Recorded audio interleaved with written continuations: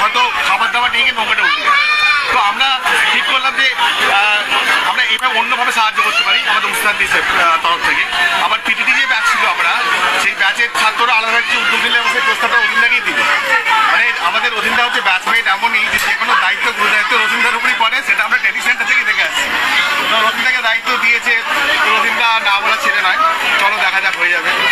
কিন্তু আমার এখানে এসে যেটা দেখলাম, আপনার সত্যি যদি ফিল্ডে আসে যে সর্বন্ত জলটা পৌঁছছিল দেখলে সত্যি বিভীষিকা বললে কম বলা হবে। জল এখন সময় গেছে, রাস্তাতে যাওয়ার পরে যাচ্ছে, একতলা বাড়ি পুরো ডুবে গিয়েছিল, দুতলা বাড়ি অনেকটা জল উঠে গেছিল, মানুষের আস্তে ছাদে, সেই জায়গায় এরা খাদ্য পৌঁছে দিয়েছে। আমরা সৌভাগ্য যে আজকে একটা ক্লাবকে পেয়েছি, সেই ক্লাবের ছাদে প্রায় 1200 লোকের অ্যারেঞ্জমেন্ট করা হয়েছে।